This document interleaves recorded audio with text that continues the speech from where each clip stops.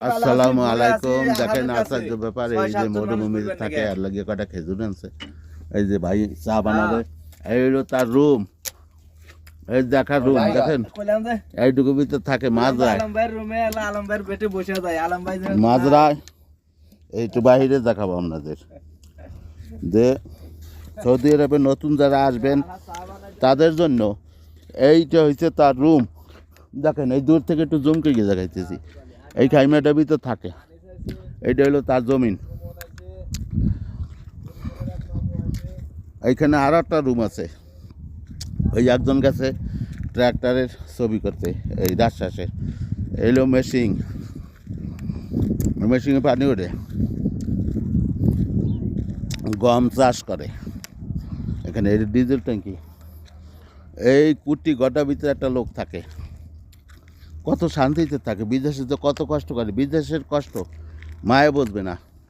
এইটা বোঝার জন্য আজ আমরা এই মরুভূমিতে আসছি, আপনাদের দেখাবো। আপনারা যদি আরও কিছু দেখার জন্য প্রকাশ করেন, আমাদের কাছে বলেন সৌদি আরবের ঐতিহ্য কীভাবে রয়েছে, কীভাবে ঘর, তারা কেমনে কি হয়েছে, সব কিছু দেখাবো। এই রুমে থাকে। এখানে এই যে সৌর প্ল্যান আছে ছোটো, এইতে কারেন্ট দেয়, এইতে বাদ দিয়ে থাকে। এই যে রাজশ্বাসটা একটু কাছে যায়, রাজশ্বাস বললেও ভুল হবে।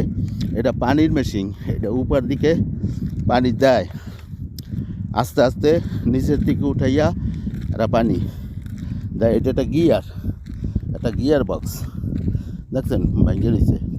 কত মনে হয় 2 মণ ওজন আছে, পড়ে নিছে, কেউ ধরবেও না। এই যে এই টায়ার, রাজশ্বাসের গাড়ি, মানে গাড়ির মতন আস্তে আস্তে করবে। এখন চাষবাস নাই, এখন গমের চাষ, গম চাষ উঠিয়ে গেছে। এই যে খেরকুটা পড়িয়ে রয়েছে, তাদের পানির কষ্ট, থাকা কষ্ট। এই 44 ডিগ্রি গরমে এইখানে এমনি লোক থাকলেও শুকাই যায়। এই যে দেখছেন রুম, ওইটা রুম। ওই আমরা গাড়ি দেখছি, ওইটার ভিতরে থাকে, এইটার ভিতরে একটা লোক থাকে। এই মেশিনটা চালু করে আর পানি পায়, একদিন চালায় পরে থাকে। আর কথা হইলো, যারা সৌদি আরব নতুন আসবেন, মাজরা মানে কৃষিকাজ বলতেই কষ্ট।